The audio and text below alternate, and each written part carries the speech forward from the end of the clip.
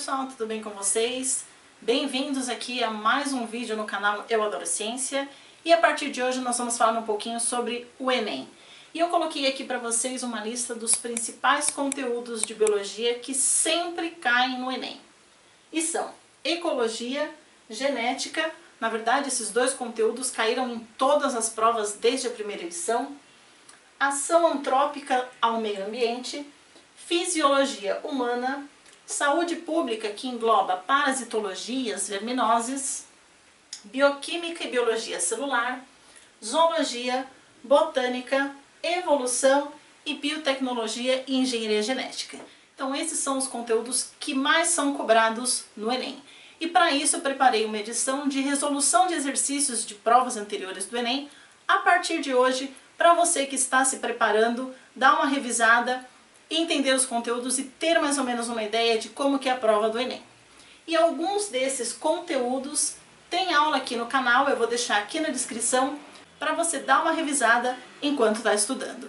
Então no vídeo de hoje, além dessa introdução, vem aí o primeiro exercício.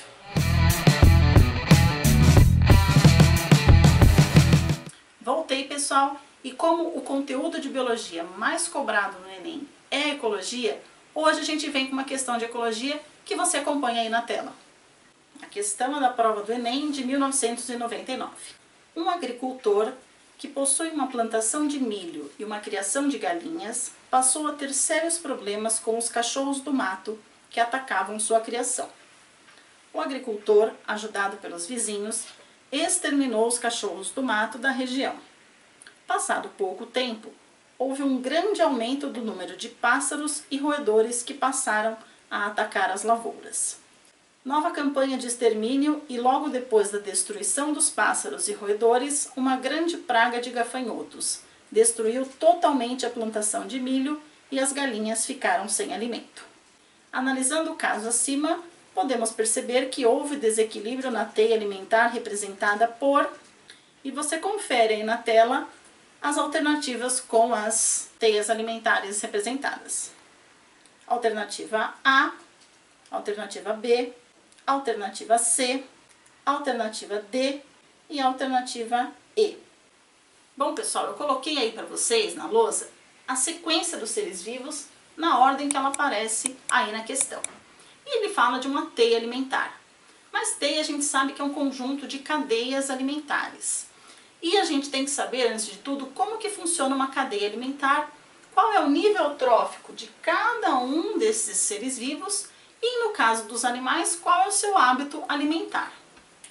Então, para começar, uma cadeia alimentar ela tem como base um produtor que vai servir de alimento para um consumidor primário e esse consumidor primário vai servir de alimento para o secundário e assim por diante. E também tem os decompositores, mas a questão não cita, então a gente não vai falar dos decompositores. O produtor geralmente é um organismo que realiza fotossíntese, tem que ser uma planta ou uma alga, ou seja, um organismo que faz fotossíntese. E os consumidores, no geral, são sempre animais. Agora vamos à nossa lista de seres vivos. O milho. O milho é uma planta. Então, no caso, o milho vai ser o nosso produtor. Os demais são todos animais. A galinha é um animal que se alimenta do milho. Então, ela vai ser um consumidor. O cachorro do mato estava atacando justamente as galinhas. Depois apareceram pássaros e roedores que começaram a atacar a plantação de milho.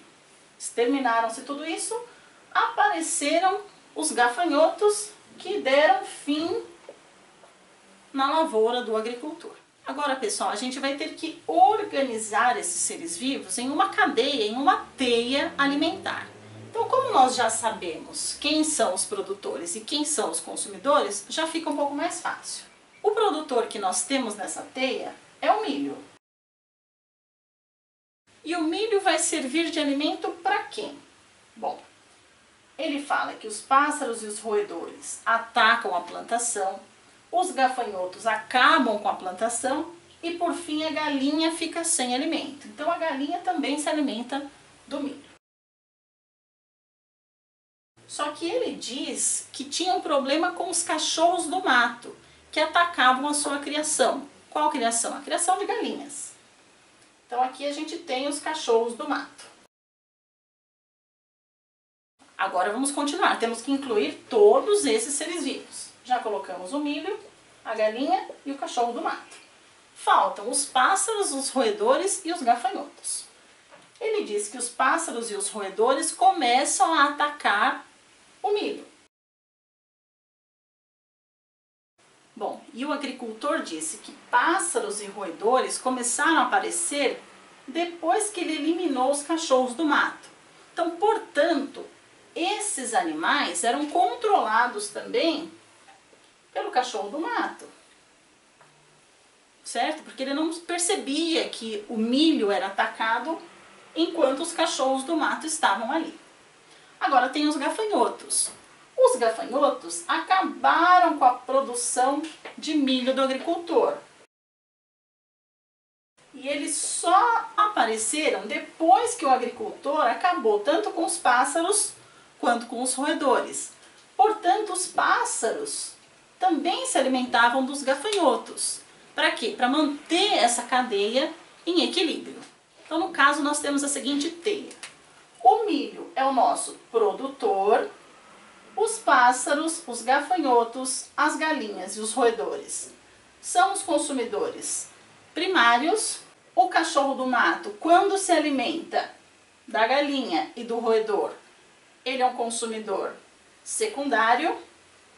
O pássaro também faz o papel de um consumidor secundário, porque a gente tem milho, gafanhoto que é primário, pássaro secundário. E aí o cachorro do mato também faz a função de consumidor terciário. Agora você acompanha na tela novamente a questão para ver qual é a resposta correta.